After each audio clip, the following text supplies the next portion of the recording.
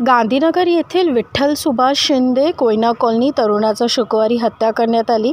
ही घटना माणुसकीला काळीमा फसवणारी आहे। गांधीनगरमधील रेकॉर्डवरील सरीत गुन्हेगारांनी यांनी पूर्वनियोजित कट करून ही गंभीर घटना घडवली।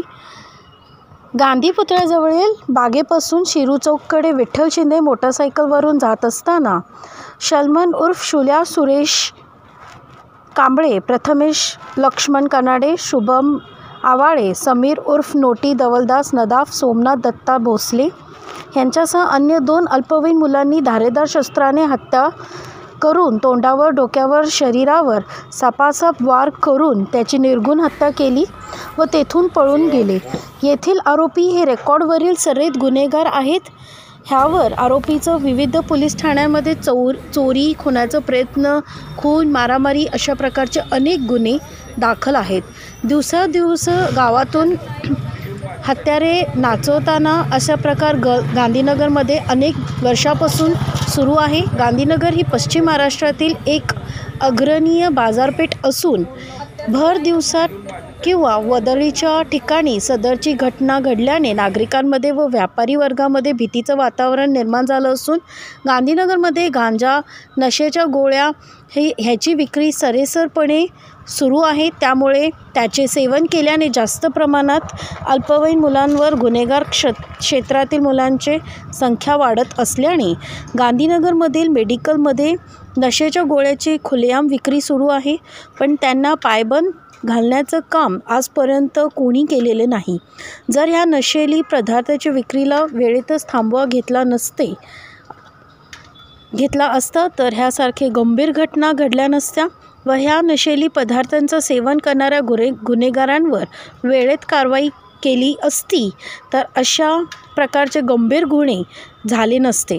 काही मेडिकलमध्ये बेकायदेशीररित्याप्रमाणे नशेच्या गोळ्या विक्री होत असल्याचं समजून येत आहे। अशा मेडिकल धारकांची चौकशी करून त्याच्यावर कारवाई केली असता दोषी मेडिकल धारकांचं लायसन्स रद्द करण्यात यावे। विठ्ठल शिंदे ह्या निर्पाप युवकाचं निर्घृण हत्या करणाऱ्या सर्वच आरोपींवर मोका अंतर्गत कारवाई करून सदरच्या घटनाला जलदगतीत न्यायालयात चालवून त्याची सर्व आरोपींना कठोर शिक्षा करण्यात यावी,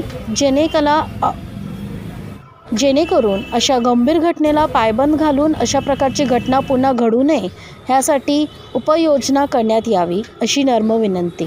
अशा संख्या बातम्या जाणण्यासाठी सिंधू स्टार चॅनल लाईक करा। धन्यवाद। आज दिनांक 13/1/2025 रोजी आम्ही गांधीनगर डिव्हिजन येथे आज विठ्ठल शिंदे याच्या खून प्रकरणी निवेदन देण्यासाठी जमलेलो आहोत। तर त्या झालेल्या 10 तारीख या खुनाप्रकरणी त्या गुन्हेगारांना लवकरात लवकर फाशीची शिक्षा किंवा मोका मिळावा ही सर्व महिलांच्या वतीने मी विनंती करते।